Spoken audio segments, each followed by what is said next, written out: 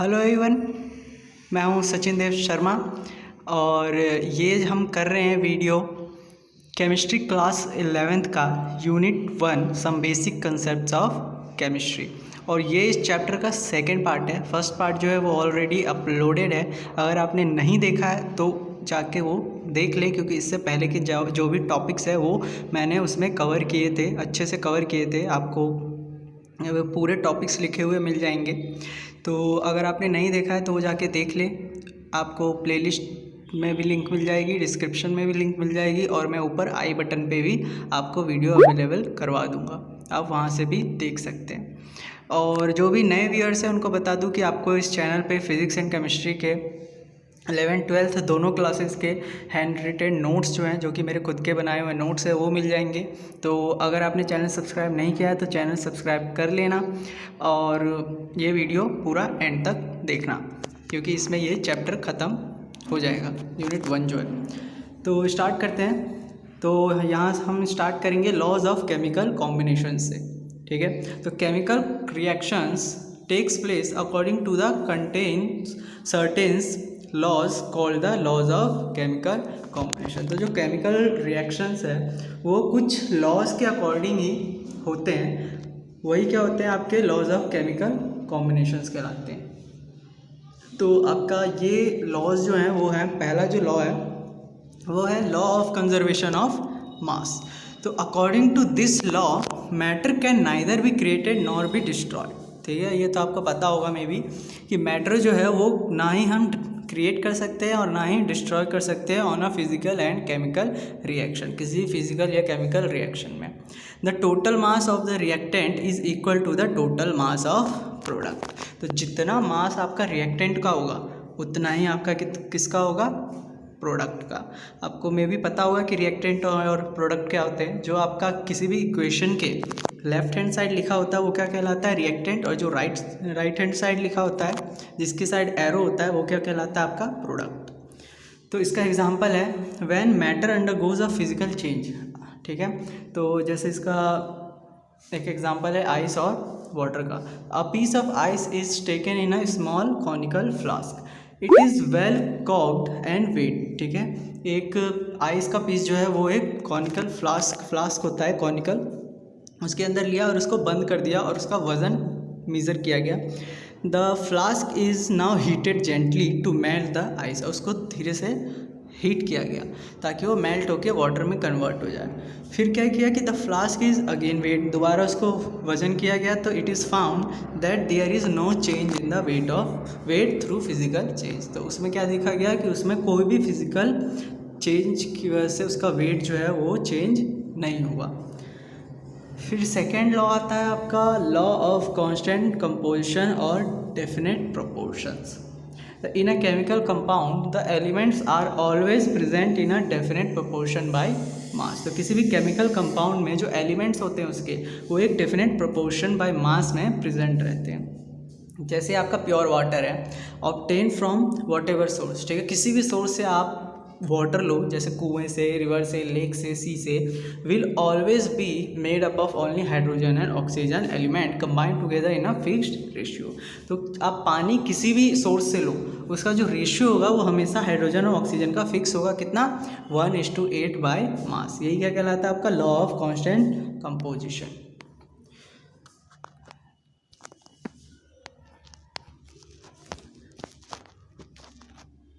Third है आपका law of multiple proportions, ठीक है। When two elements combine to form two or more chemical compounds then the masses of one of the following which combined with a fixed mass of the other bear a simple ratio to one another, ठीक है। जब दो element जो है वो combine होते हैं, ठीक है, एक फॉर्म करने के लिए केमिकल कंपाउंड, ठीक है, तो then the mass of one of the element which combined with a fixed mass of the other bear a simple ratio to one other. तो दो आपके कोई भी आप मान लीजिए एलिमेंट्स है वो कंबाइन हो रहे हैं, ठीक है, लेकिन और जो एक है वो फिक्स है और एक क्या है, उसका वेट जो है वो मास जो है वो वेरी कर रहा है। तो जिसका मास जो वेरी कर रहा है वो जो आपस में क्या करेंगे, वो एक फिक्स रेशियो बनाएंगे। जैसे इसका एग्जांपल से समझिए, जैसे आपका हाइड्रोजन और ऑक्सीजन, 2 ग्राम हाइड्रोजन लिया, 16 ग्राम ऑक्सीजन लिया, वाटर 18 ग्राम बना, ठीक है। फिर हमने क्या किया, 2 ग्राम हाइड्रोजन लिया, ये फिक्स है, हाइड्रोजन कितना है, फिक्स है। हमने फिर 32 ग्राम ऑक्सीजन लिया, ठीक है, उसमें 16 था, इसमें 32 लिया, कितना बना, हाइड्रोजन पेरोक्साइड बना आपका कितना, 34 ग्राम। यहाँ देखिए जो ऑक्सीजन है वो कितना वेरी कर रहा है, उसका मास 16 और 32, तो और हाइड्रोजन क्या है, वो फिक्स है। तो जो ये ऑक्सीजन है 16 और 32, वो क्या करेंगे, आपस में एक सिंपल रेशियो बनाएंगे, जैसे कि 16:32 कितना बनाएगा, 1:2। तो यही क्या है आपका लॉ ऑफ मल्टीपल प्रोपोर्शन। फिर है आपका law of reciprocal proportions. The ratio of the masses of 2 elements A and B which combine separately with a fixed mass of the third element C is either the same or some simple multiple of the ratio of the masses in which A and B combine directly with each other.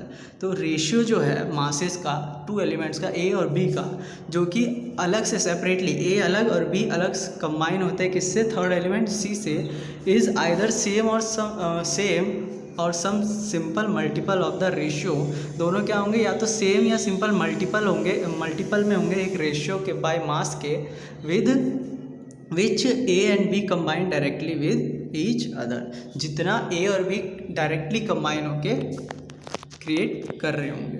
जैसे इसका example से समझेंगे कि the element C and O, ठीक है, C and O carbon and oxygen combine separately with the third element H, ठीक है, third element H। तो यहाँ पे C और O क्या है, कंबाइन होते हैं सेपरेटली अलग अलग हाइड्रोजन से टू फॉर्म CH4 और H2, ठीक है, ये आपको दिख रहा होगा CH4 और H2 and CH4 and they combine directly with each other to form CO2। और जब दोनों डायरेक्टली कंबाइन होंगे कार्बन और ऑक्सीजन तो क्या फॉर्म करेंगे, CO2, ठीक है। तो in CH4 12 part by mass of carbon combine with 4 part of mass of hydrogen. CH4 में क्या है कि 12 पार्ट जो है कार्बन का बाय मास, वो क्या है 4 से हाइड्रोजन बाय मास से कंबाइन है। और वहीं हाइड्रोजन में क्या है कि 2 जो हाइड्रोजन है वो 16 ऑक्सीजन से कंबाइन है।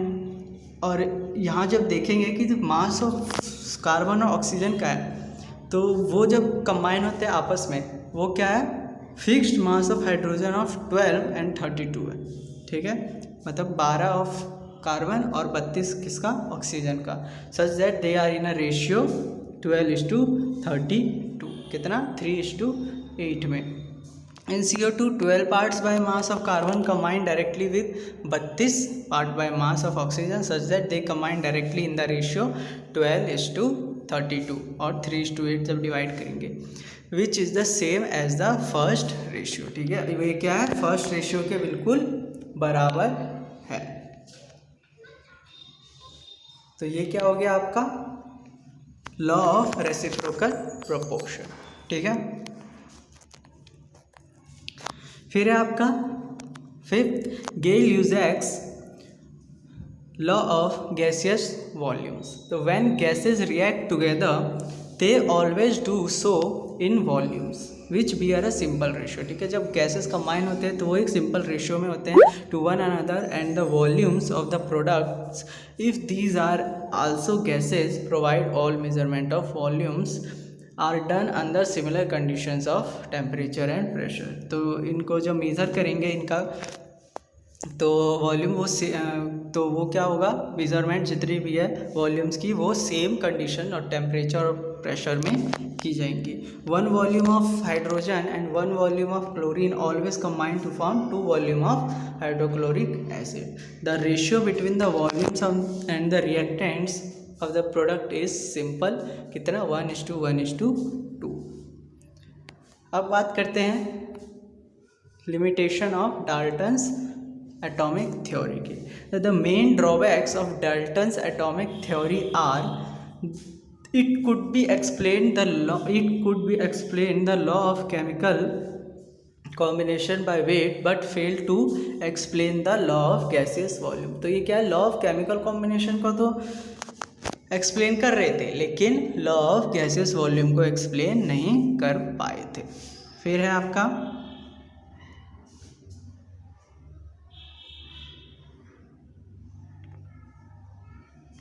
Why do atoms of the same or different elements combine at all to form molecules? ठीक है, why do atoms of same or different elements, same या डिफरेंट एलिमेंट्स के जो एटम्स है वो कंबाइन क्यों होते हैं मॉलिक्यूल फॉर्म करने के लिए? It makes no distinction between the ultimate particles of an element or a compound. और इन्होंने अल्टीमेट पार्टिकल्स जो है एलिमेंट और कंपाउंड के उनमें कोई भी डिफरेंस भी नहीं बताया था। Modified Dalton's atomic theory. अब मॉडर्न एटॉमिक थ्योरी क्या थी? The main points of the modern atomic theory are atoms is no longer consider to be individual. ठीक है, तो एटम को अब इंडिविजुअल कंसिडर नहीं कर रहे थे। Atoms of the same element may have different atomic mass, और सेम एलिमेंट के जो एटम्स है उसका हो सकता है अलग अलग एटॉमिक मास हो। Atoms of different elements may have same atomic mass, और उसका सेम एटॉमिक मास भी हो सकता है। The ratio in which the different atoms combine with one another may be fixed or integral multiple may not always be simple। तो जिस ratio में different atoms combine हो रहे हैं वो हो सकता है कि फिक्स भी हो या इंटीग्रल हो, और हो सकता है कि वो सिंपल ना हो। Atoms is the smallest particle that take place in a chemical reaction. ठीक है, तो ये सबसे स्मॉलेस्ट पार्टिकल होते हैं जो केमिकल रिएक्शन में होते हैं। Atom is no longer indestructible, और वो अब इंडिस्ट्रक्टिबल भी नहीं रहे। फिर है आपका एवोगैड्रोस हाइपोथेसिस या principal.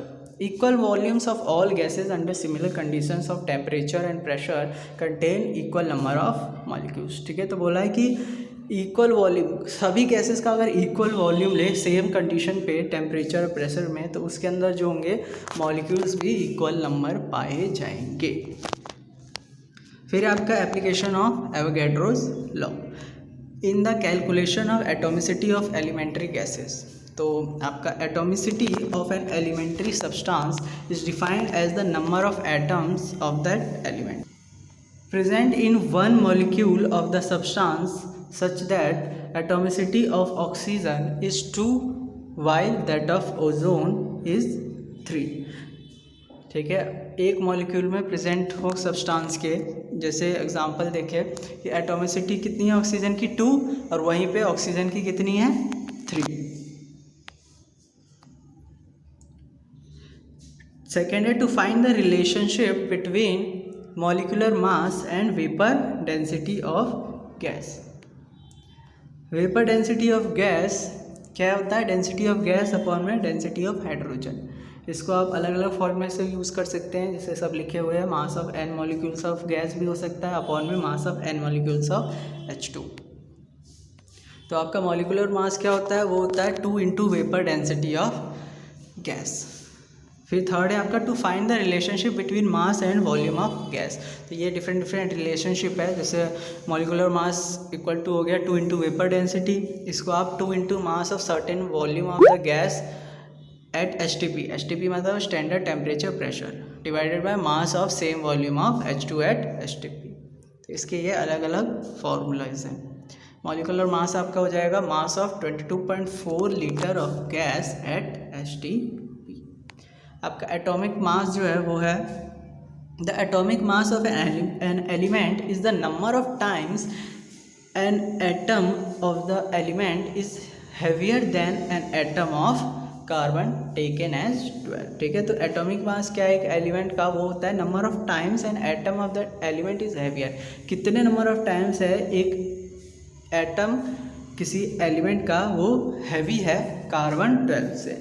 One atomic mass unit AMU जिसे बोलते हैं is equal to 1/12 of the mass of an atom of carbon 12 isotope.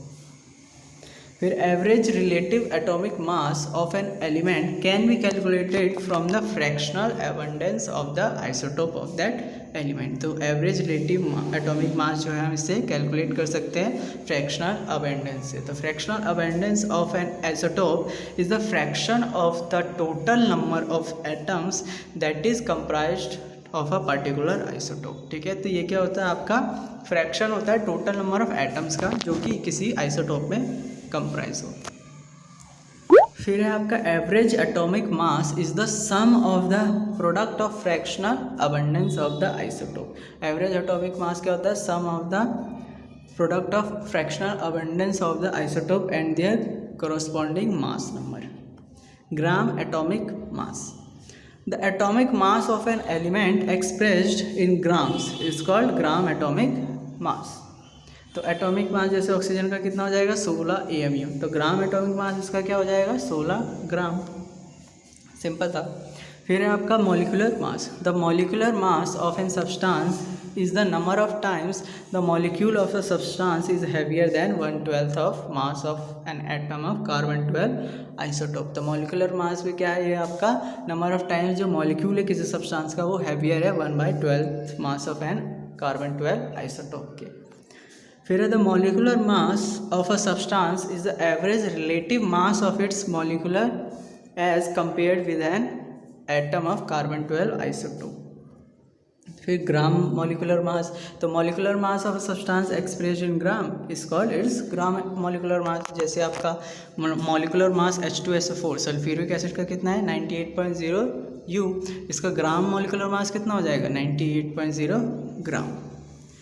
फिर है आपका एवोगैड्रो नंबर। तो it may be defined as the number of atoms present in 1 gram of the element or the number of molecules present in 1 gram of the substance। तो किसी 1 ग्राम में कितने molecules present है?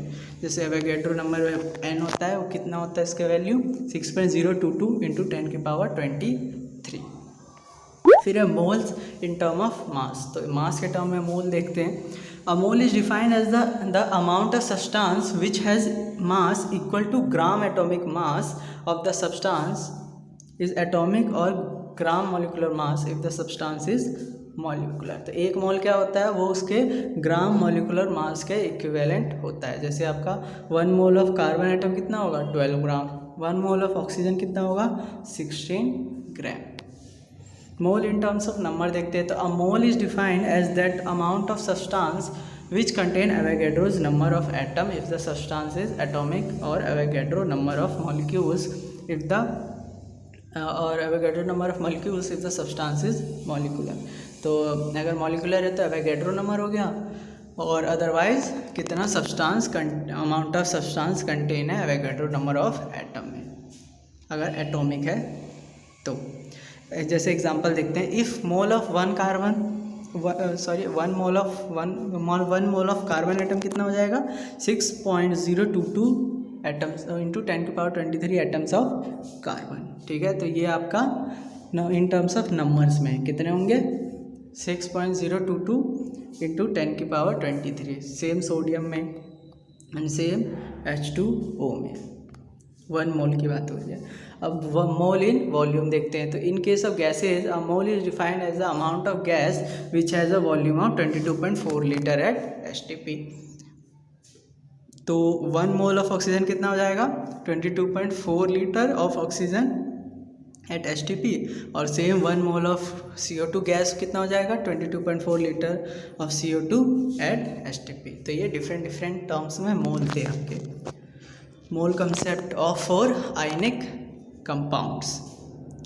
तो a mole of an ionic compound is defined as that number of the substance which has mass equal to gram formula mass or which contains Avogadro number of formula unit।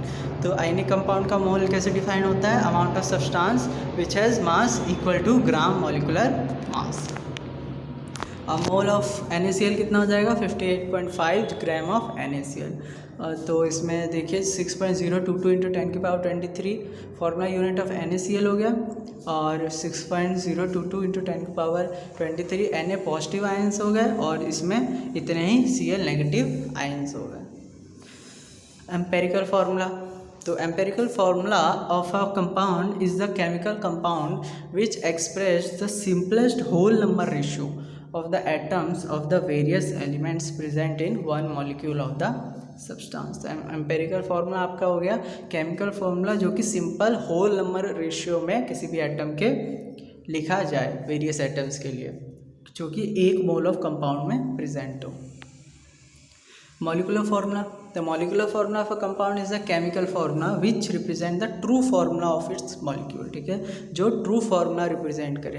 It expresses the actual number of atoms of various elements present in one molecule of the compound. तो आपका molecular formula क्या होगा, n into empirical formula हो जाएगा, where n क्या होगा, एक integer होगा, और अगर n की वैल्यू फाइंड करनी हो तो मॉलिकुलर मास अपॉन में एम्पेरिकल फार्मूला मास होगा। और मॉलिकुलर मास ऊपर भी बताया था 2 इंटू वेपर डेंसिटी। इसका ये एग्जांपल है, देख लीजिए आप।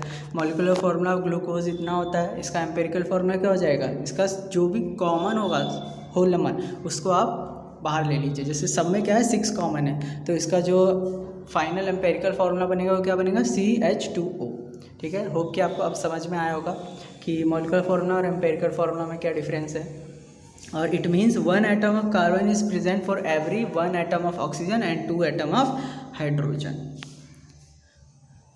Empirical formula of mass of H2O, ये तो आप कैलकुलेट कर ही लेंगे। जैसे कार्बन का 12U होता है प्लस 2 इंटू हाइड्रोजन का 1.0U प्लस ऑक्सीजन का 16.0U प्लस कर देंगे तो 30U बन जाएगा। फिर है आपका लिमिटिंग रिएजेंट या रिएक्टेंट। तो the amount of the product formed then depends upon the reactant which has reacted completely, ठीक है। तो कितना प्रोडक्ट फॉर्म होगा वो किस पे डिपेंड करता है, वो रिएक्टेंट जो कि पूरा कम्प्लीटली रिएक्ट हो चुका है। The reactant is called limiting reagent, ठीक है। तो वही रिएक्टेंट क्या कहलाएगा, limiting reagent. The reactant which is not consumed completely in the reaction is called excess reactant. और जो नहीं हुआ पूरा कंज्यूम, पूरा रिएक्ट नहीं किया, वो क्या कहलाएगा, एक्सेस रिएक्टेंट। अब है आपका मास परसेंटेज और वेट परसेंटेज। तो ये आपका सिंपल होता है मास ऑफ सॉल्यूट अपॉन में मास ऑफ सॉल्यूशन इनटू 100। फिर है आपका मोलैरिटी और मोलैलिटी। इसकी डेफिनेशन एग्जाम में पूछ लेते हैं, तो आप ध्यान से देखना। मोलैरिटी क्या होता है कि it is defined as the number of moles of solute per litre present per litre of the solution, ठीक है। ये क्या होता है, number of moles of solute present in per litre of solution, ठीक है। तो इसको रिप्रेजेंट कैपिटल M से करते हैं, ठीक है। तो ये क्या हो गया आपका मोल्स ऑफ सॉल्यूट अपॉन में volume of the solution in litre. और मोलैलिटी क्या होता है, देखिए difference. It is defined as the number of moles of solute dissolve in 1 kg, ठीक है। ध्यान देना 1 kg ऑफ सॉल्वेंट, सॉल्यूशन नहीं है, ऊपर क्या था आपका 1 लीटर ऑफ सॉल्यूशन था, ठीक है। इसमें क्या है, सॉल्वेंट, ठीक है, 1 kg of solvent. It is represented by small m। Molality का फॉर्मूला आपका होता है मोल्स ऑफ सॉल्यूट अपॉन में mass of solvent in kg। आपका आता है फिर मोल फ्रैक्शन। मोल फ्रैक्शन है आपका, the mole fraction of any component in the solution is equal to the number of moles of that component divided by the total number of moles of all the component, ठीक है। तो किसी भी component का आपका mole fraction निकालना हो, वो किसके इक्वल होता है, उसी कंपोनेंट का mole divided by total moles present in the whole component. जैसे आपका एग्जांपल देखते हैं, for a solution containing N2 moles of solute, ठीक है। सॉल्यूट का कितना मोल है, N2, और सॉल्वेंट का N1। तो अगर आपको मोल फ्रैक्शन सॉल्यूट का फाइंड करना होगा तो आप कैसे फाइंड करेंगे, N2 जो कि क्या है, mole of solute divided by N1 plus N2 जो कि क्या हो जाएगा, टोटल मोल्स इन सॉल्यूशन। और वही मोल फ्रैक्शन ऑफ सॉल्वेंट फाइंड करने को बोलो तो सेम प्रोसेस है। आपको ऊपर क्या लिखना है, मोल्स ऑफ सॉल्वेंट जो कि N1 है अपॉन में N1 प्लस N2। और एक और चीज़ कि the sum of mole fraction of the component is equal to 1। और जो कंपोनेंट के मोल फ्रैक्शन होते हैं दोनों का सम कितना होगा, दोनों ही नहीं, अगर कितने भी कंपोनेंट है सभी कंपोनेंट के मोल फ्रैक्शन को आप प्लस करेंगे उसका सम हमेशा 1 आएगा। तो होप आपको वीडियो अच्छी लगी हो, पूरा चैप्टर आपको क्लियर हो गया हो, और नहीं भी हुआ हो तो आप ये नोट से देख सकते हैं, जितनी मर्जी उतनी बार पढ़ सकते हैं। और अच्छी लगी हो तो वीडियो पे कमेंट करना, लाइक करना और इसको शेयर करना ज़्यादा से ज़्यादा। और अगर अभी भी चैनल सब्सक्राइब नहीं किया है तो चैनल सब्सक्राइब कर लेना, क्योंकि बाकी चैप्टर्स के भी आपको नोट्स यहाँ पे मिल जाएंगे। और आप मेरे साथ इंस्टाग्राम पे भी कनेक्ट हो सकते हैं, और आप टेलीग्राम जो कि है लिंक आपको डिस्क्रिप्शन में मिल जाएगी, वो भी ज्वाइन कर सकते हैं। तो वीडियो देखने के लिए थैंक यू और मिलते हैं अगली वीडियो में।